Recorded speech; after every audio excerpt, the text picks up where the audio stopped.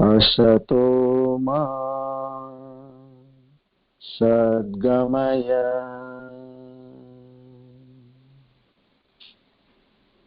तमसो मा ज्योतिर्गमय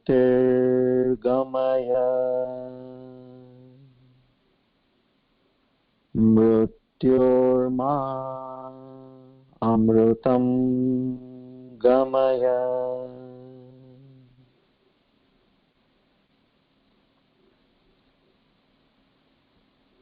सहनाववतु सहनौ भुनक्तु सह वीर्यं करवावहै तेजस्विनावधीतमस्तु मा विद्विषावहै ॐ शान्ति शान्ति शान्तिः।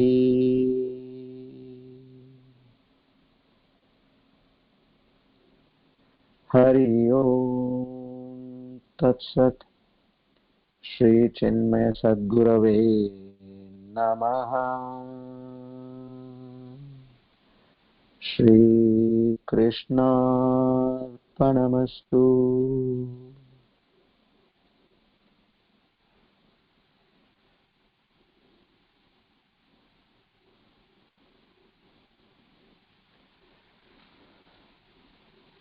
Today we are on Discourse 6, the 13th of April 2020, Monday, and the Hindu Panchang goes as follows. Sharvari Nama Samvatsara, Uttarayana, Vasanta Rutu, Chaitra Masa, Krishna Paksha, and it is Shashti Induvasare, meaning Monday. Shashti is the 6th day towards the full moon.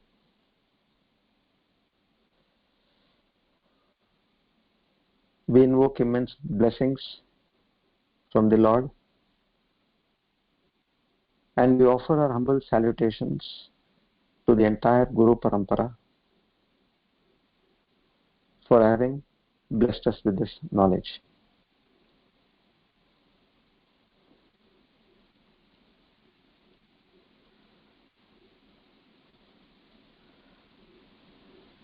Okay, so we'll start. See, yesterday we were talking about Arjuna's surrender, and then came a point where the Lord started giving his teachings. Bhagwan Sri Krishna, he started giving.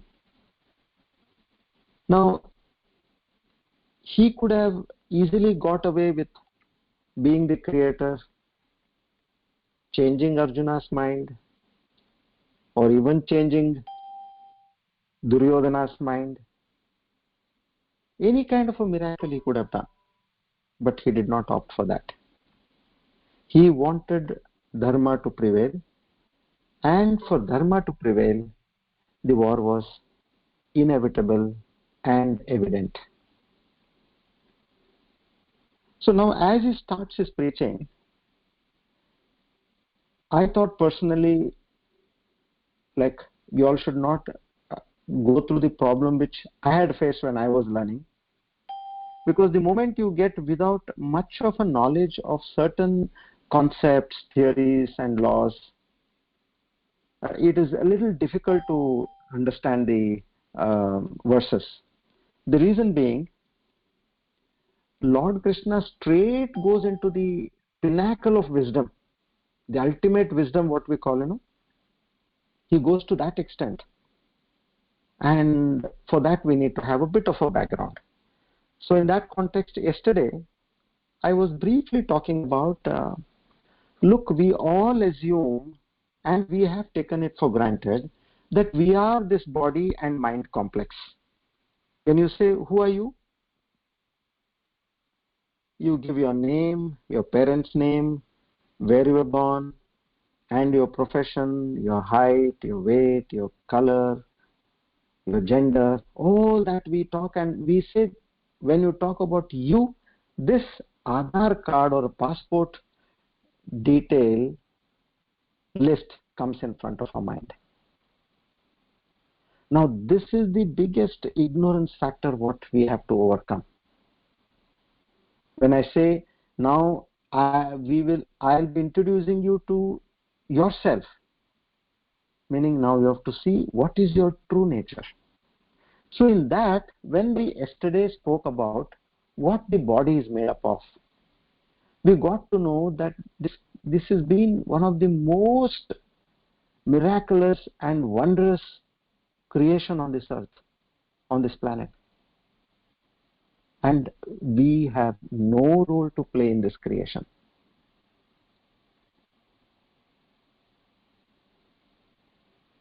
Even now, we are only living by instincts. If we are hungry, we eat. If we feel sleepy, we sleep. And if you get a nature call, you attend a nature call. And other instincts. Now, when you have even eaten or you go to sleep, do you have any control? Are you digesting the food you have eaten? Is there any kind of a machine where you put in some food and it gives out blood?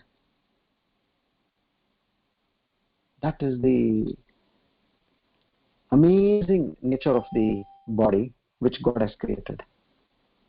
And do you know when you were to be born? Did you choose that? Do you know when you're going to breathe your last? Is that under your control?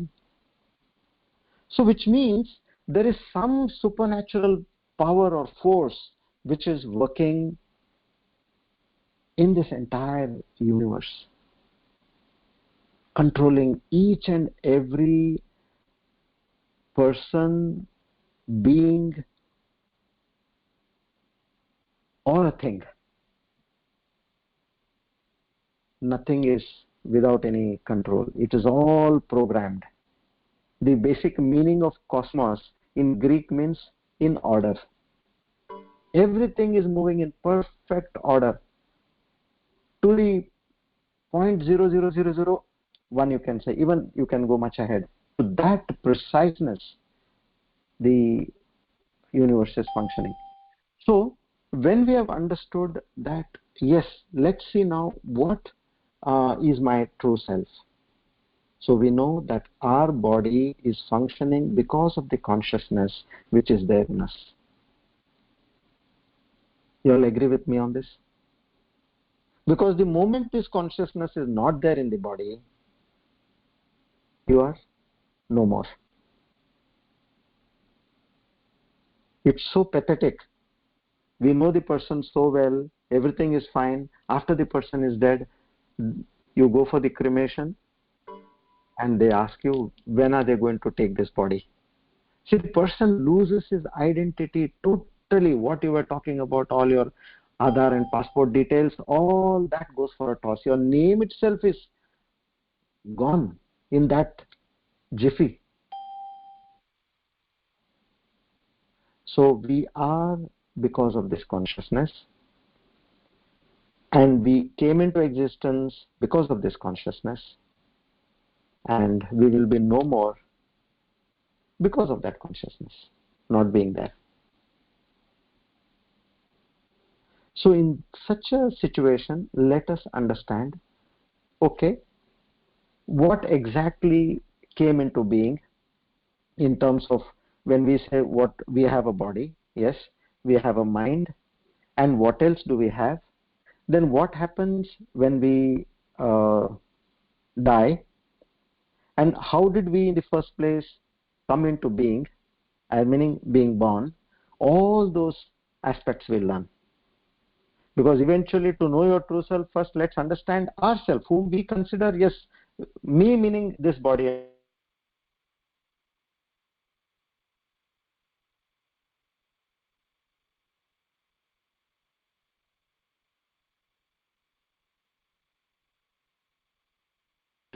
It is me what I've understood. Now we always talk, you all must have heard that we are nothing but our true self is the Paramatma, Satchidananda, what we call.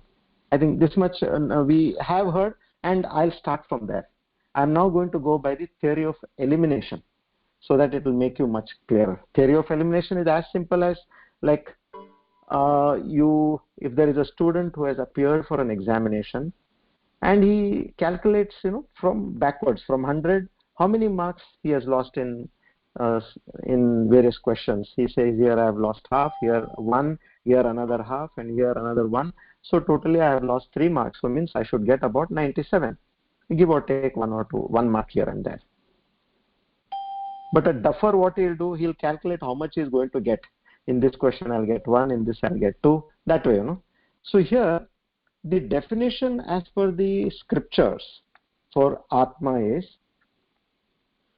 Stula Sukshma Karana Sharirad Vetirikta, means other than Stula Sukshma Karana Sharirad, Panchakoshatitan, other than Panchakoshas, Avastatraya Sakshi, meaning the 3 states in a person, which is a waking, dream and deep sleep.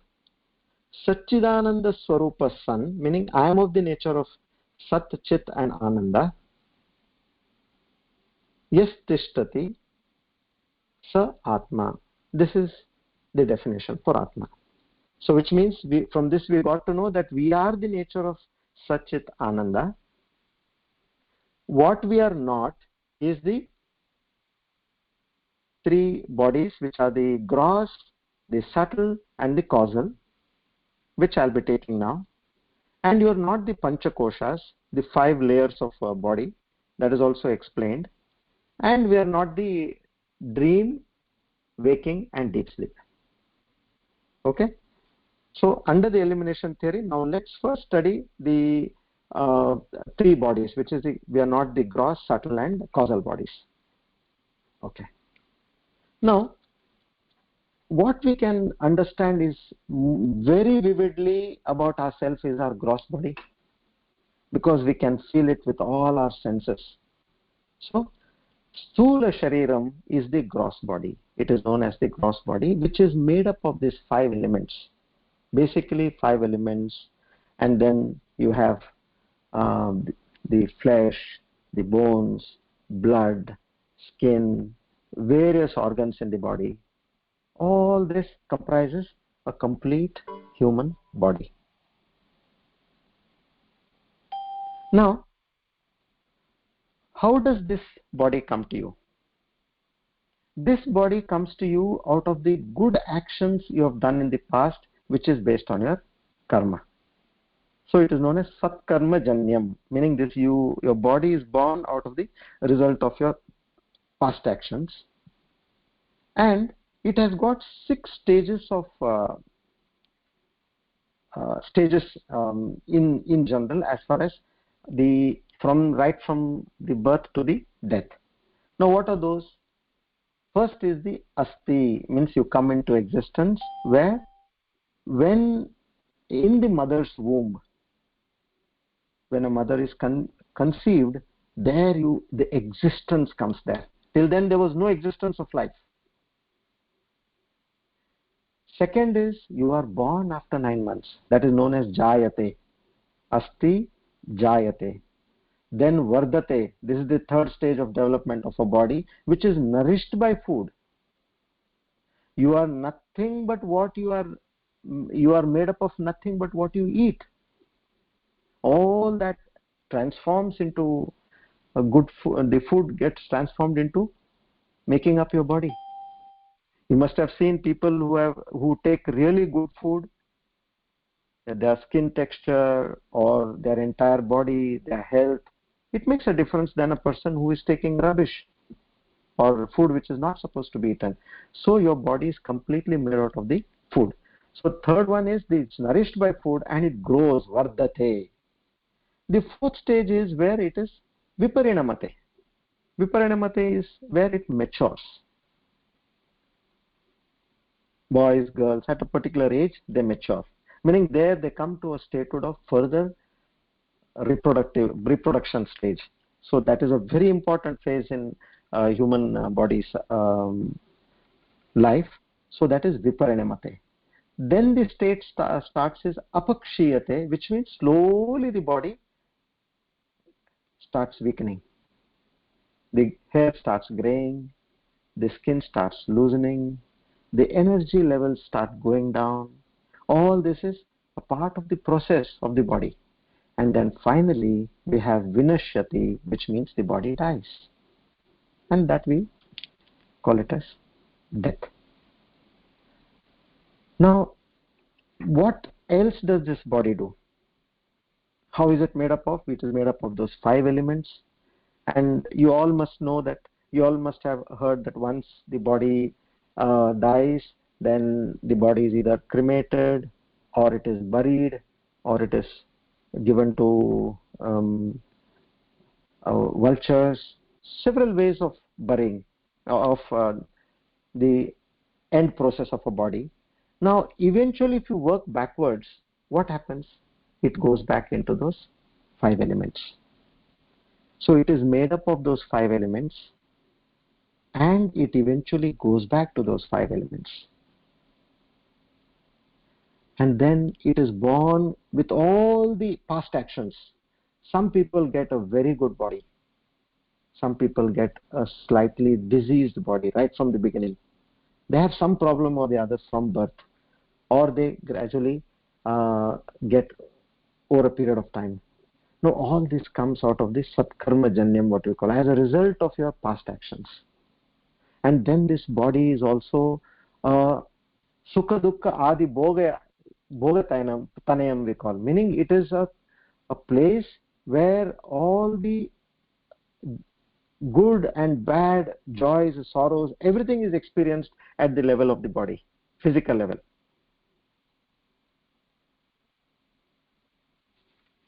And then we learnt about the 6 modifications. So here I will just tell you all about one interesting factor as far as the asti, how it is, how the conceiving part happens.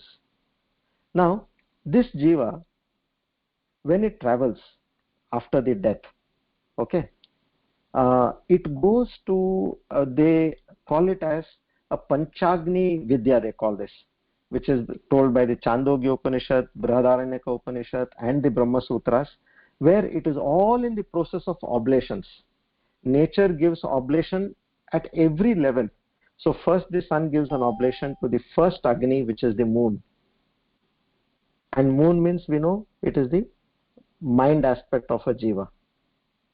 That is the reason you see lunatics, they become very hyper during the full moon day. That is the basic reason for that, because the moon is in full bloom and the mind gets the vibrations of the full moon. First oblation at the moon level. The second oblation is at the Parjanya, means the rains. Now this jiva, from the moon, it travels to the rains. And from there the third Agni is the earth. It falls onto the earth.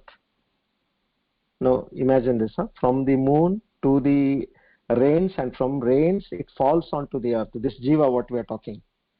And then fourth, it gets into the earth which is produced food, it gets into that food. And that food which is consumed by a man, which is in the 4th stage, lodges itself in the man, in his semen.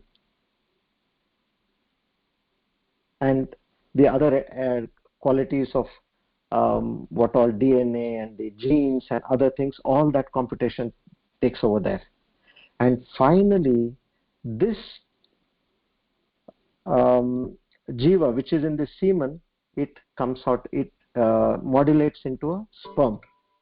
And that sperm, when it enters into a woman, that is the 5th Agni, where woman gives a physical form to the jiva which is going to be born. So woman is the final homakunda, where the oblations, see, from the sun the oblations are happening, and finally when she in her uterus, the creation of this wonderful, marvelous creature is happening. So they call a woman a Pratyaksha Devi, a visible god. And she is next to Brahman. As per the Upanishads, Brahman is the creator in terms of subtle creation, whereas that is the software part, the hardware part happens in a woman. So they say the woman is next to Brahma. So now this is how the jiva has come into existence. Now I'll take you to the sukshma sharira. Okay, sukshma sharira. Let's understand what is that. Sukshma sharira comprises of 17 components. Some texts talk about 19. I'll tell you what is the difference of those two. And some talk of 17. 5 indriyas, your sense organs. 5 organs of action.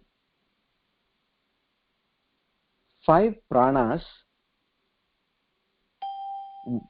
This is 15. 16th is the mind. 17th is the intellect. That is the wisdom, the seat of wisdom, buddhi we call. Now the other two which some texts refer and some don't refer is about, one is the 18th one is memory, and the last one is the ego, the aham. Okay. So now these 17 parts, what happens is, when the death of a person happens, the body remains over here. Body only dies, the rest doesn't die. This mind, all these sense organs, the organs of action, they all together, they leave into the subtle world and they wait for the next womb to take birth. So that is where now I've completed a circle. Now where did we start? From the moon. The jiva is finally first step of the Agni, it lands on the moon. So when it leaves this body, it goes to the subtle worlds, and different worlds are there. Now there are 7 lower worlds, 7 upper worlds, which is one Brahmanda, and likewise there are millions and millions and millions of Brahmandas. So which world you're going to go, which planet you're going to go, that is another aspect. So in this way, now these 17, I'll just give you an idea what are these in much more detail. So it is good to understand.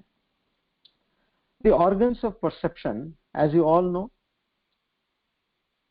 we have ears, skin, eyes, tongue, and nose. Now each one does a faculty of a particular work. Ears do hearing, skin is feeling, eyes is seeing, tongue is tasting, nose is smelling. Now each and every organ has a presiding deity. That is the reason we talk about 33 crore gods, because each and every aspect there is a devata who monitors that particular aspect. In meaning all the ears of the entire creation, they come under the presiding deity Dig Devata. He controls all the ear operations of all the animals, birds, whoever have the faculty of hearing. Next one is skin. The presiding deity is Vayu. Presiding deity for eyes is Surya. Presiding deity for tongue is Varuna. And for the nose is Ashwini Kumaras. Now the next 5 organs of action, we call it as Karmendriyani. First one, 5 are Jnanendriyani, sense organs. Next are Karmendriyani, where what you need for action. First, amongst that comes speech, hands, legs, anus, genitals. These are the 5 organs of action. And now what does a tongue do? It basically helps us in speech. Hands in grasping, holding, all that. Legs in locomotion, in movements. Anus, elimination of waste. Genitals for procreation. And let's see now who are the presiding deities here. For tongue, that is speech, you have Agni Devata. For hands you have Indra. For legs you have Vishnu. For anus it is Mrityu. And for procreation it is Prajapati. And here the other 5 are, we have Pancha Pranas, which we have heard in yoga also, no? Pancha Pranas. Prana, Apana, Vyana, Udana and Samana. Correct? Now what do? Prana is useful for breathe in and breathe out, inhalation, exhalation. Apana is for all the reverse functions, which is elimination of waste from various parts of the body, takes care of elimination. Vyana is for blood circulation, all the important nutrients, whatever is required for nourishment of the body, takes care of the entire circulation, picking up from the abdomen and sending it to various parts of the body. Udana takes care of all the reverse functions, in the sense like sneezing, coughing and vomiting. 2 important functions it also does is, any thought which comes into your mind, the Udana Shakti generates that thought. You all must have noticed, you all get different kinds of thoughts on a daily basis, moment to moment. You have never planned for that thought. Now if I tell you, tell me what are the next thoughts, 10 thoughts which are coming to your mind, you will not be able to answer that. So all these are designated. One after the other thoughts come. Good, bad, all these thoughts keep coming in. And based on that, your next course of action happens. Thought, then you decide a plan of action, and then you get into an action. That action becomes karma. Karma has got a phala, meaning a result. And then again, it creates a tendency, all that. And the primemost thing it also does is, when the jiva has to leave this body, it ejects the jiva from the body. As I said, it does the reverse. It ejects the jiva. And the last one is samana. Samana does the digestion portion of the entire body. So these are the 5 pranas. We only think that we are just breathing in, breathing out, that is prana. No. What breathe in, breathe out you do, along with that, all these actions take place in the body. And now how do you get, in terms of the Sukshma Sharira, what we are talking, what results in getting this Sukshma Sharira? Basically, with this Sukshma Sharira, the body comes into enlivening, meaning it gets life. And it is born out of the Bhoga Janma, meaning all the good and bad, in terms of some are intelligent, some are not so intelligent, some are duffers, some have great talents. Right from their childhood, you see they have enormous amount of talents. And in different fields, they have different kinds of skills. So all that comes out of the Bhoga Janma, which is the past actions. And then when you are in a deep sleep state, you should also understand that all these senses and mind does not work. Only your body is there. But the entire Sukshma Sharira, apart from the pranas, everything goes to rest at that particular point of time. Which means we are basically, it is an external organ of a gross body. Okay. Now we come to the mind. Now what you will have seen, in mind, primarily mind comes out of the Dig Devata, which is the moon. And for wisdom, we have again Lord Vishnu. So likewise, all these 17 components, they form the Sukshma Sharira, which keeps traveling, and that is the identification of a jiva. You should now understand this precisely. We know after the death, the body stays here, Sukshma Sharira travels. But I told you there is one more body, which is known as the causal body. As the very word says, causal body is nothing but the cause of the other two bodies. That is the gross and the subtle bodies. And this has come from time immemorial. It is beginningless, it is inexplicable, and it is nothing but a pure form of ignorance. Please register all these important points, because when we should know now our target is, yes, we want to reach the feet of the Lord. We want salvation, we want liberation. While we are living, we want peace of mind, we want joy and happiness. All this meaning, now you should know what you should remove from your mind. The default setting in us, in every human being and jiva, is that we have forgotten our true self and considered ourselves to be this body and mind. So that is the ignorance, that is the default setting. As I said yesterday, that default setting has to be changed, which means our target is, we have to target the Sukshma Sharira and the causal body, because causal body is like that seed. Like as you have seen a huge banyan tree or a neem tree, what is the size of a seed? Hardly 1.5 centimeters. But the entire tree is in that seed. So likewise, all our tendencies, good, bad, all tendencies, our desires, our qualities, everything is locked up in this causal body.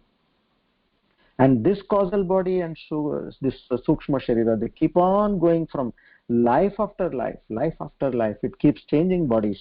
When I say bodies, please don't be under the impression that it is only a human body we'll get. You can get any kind of a body. It could be of an animal, bird, a fish, insect, a worm, or these are all what we actually see on our planet. But now when you go to the 7 lower worlds, there are much more horrible things over there, which is completely dark. So based on your karma, this is what eventually is going to happen to your jiva, which means now we have understood that this jiva at one point of time, which we do not know, is going to die.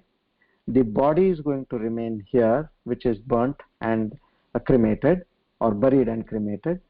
The Sukshma Sharira and the causal body both travel to the next worlds.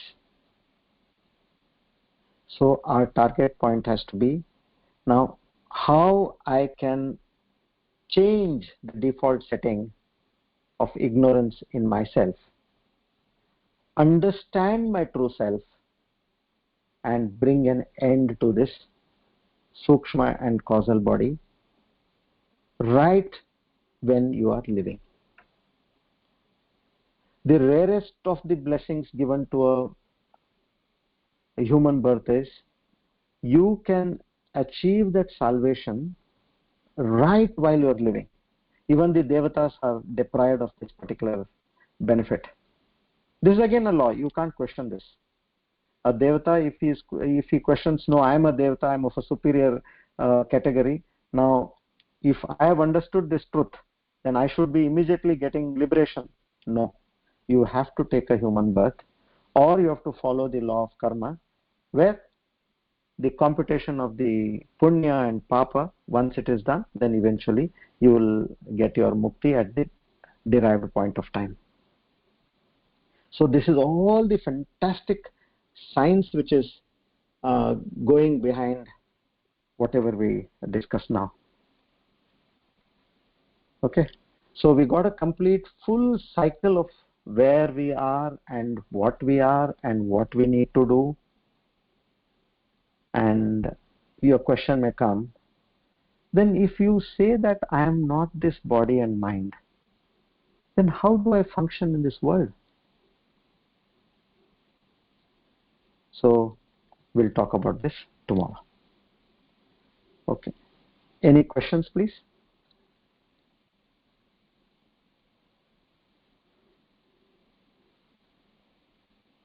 You can either type or you can come on to the Q&A.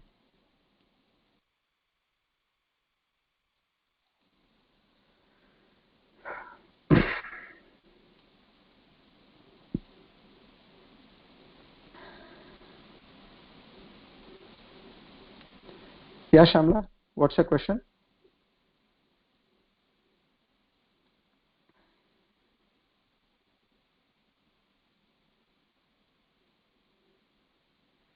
Okay.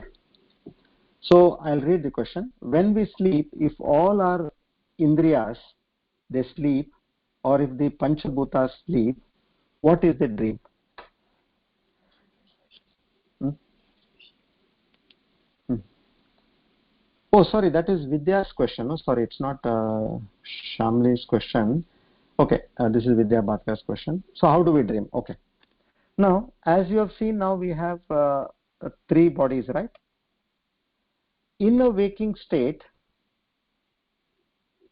you have all the three functioning at full capacity. Your gross body is functioning, your sukshma sharira, that is your five senses, five organs of action, the five pranas, your mind, your intellect, everything is functioning, and of course your causal body as well. Now when you go to sleep, first thing which retrieve are the indriyas.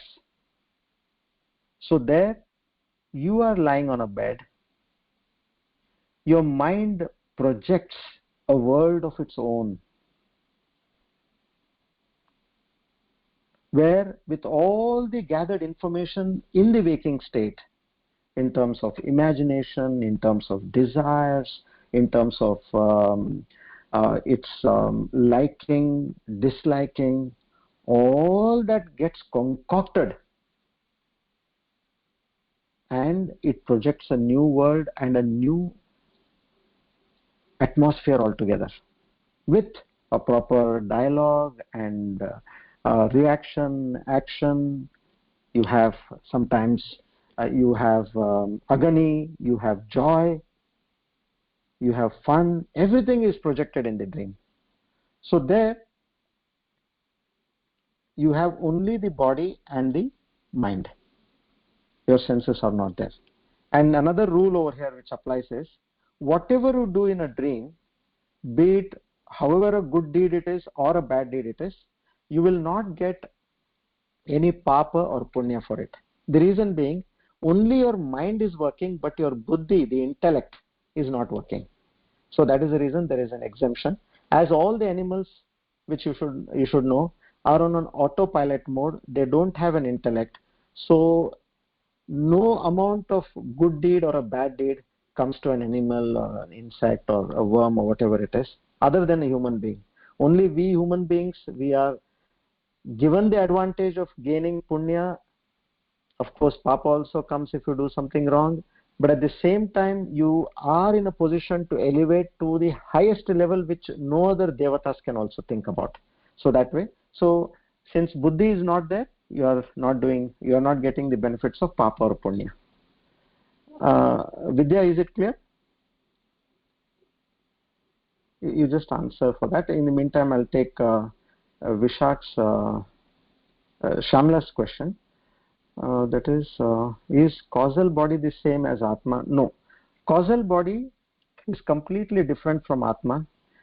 Reason is, when I just now spoke, in Atma Swarupa, what we saw was Sat, Chit, Ananda are the only three qualities for an Atma, whereas a causal body comes under the three bodies which we discussed, which is not that. It is very clearly said. Causal body is a bundle of ignorance, and our past karmas and vasanas, our desires, likings, dislikings, all that is a bundle of a bunch which comes in the causal body and which moves to the next body. If so, can I have likes and dislikes, etc.? Isn't Atma the pure consciousness? See, you can have your likes and dislikes, and if you have those, then you have to take a rebirth to fulfill your likes and dislikes.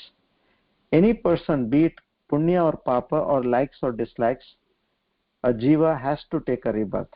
So eventually what they say is you have to go into a state of no mind, which we'll be discussing in future, how to achieve all that and how to move forward on the path of liberation. Gyanlata is saying, what is the exact meaning of Sankhya, the first chapter? See, first chapter is Arjuna Vishada Yoga, meaning it is about Arjuna's grief, where he is terribly disturbed on seeing the armies on the opposite side, where Dronacharya and his guru and Bhishmacharya, his uncle, his paternal great-grandfather, and also he sees Shalya, who is his maternal uncle. So that is completely the Vishada. He is expressing his grief. Sankhya Yoga is the path of supreme knowledge. So that's where Sri Krishna comes with this knowledge, and bang on he says, now I will have to give you this knowledge. And most of the Gita, all the important aspects are covered in the second chapter. Then here and there again, they are revised and told in different ways.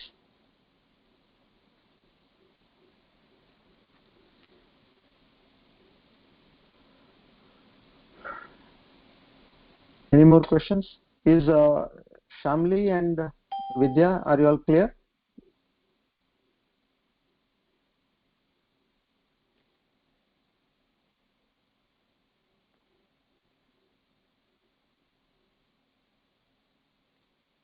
Okay, thank you.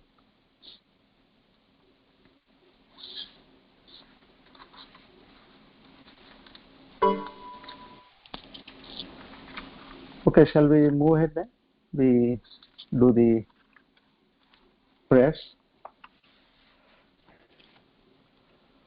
Om Purnamada Purnamidam Purnat Purnamudachyate Purnasya Purnamadaya Purnameva Vashishyate.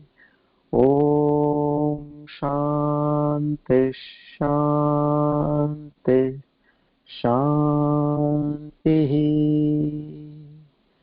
Hari Om Tat Sat. Shri Chinmaya Sadgurave Namaha. Shri Krishna Arpanamastu.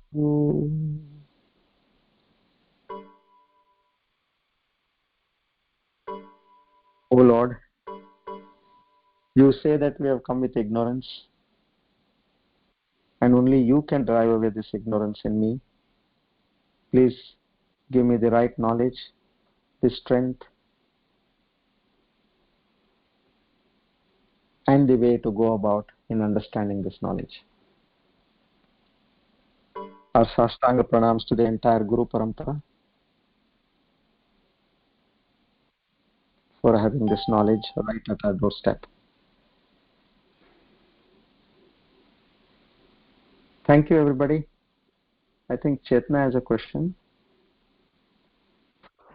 Hello? Yeah, Rupa? once again, wrong press. No problem. Okay.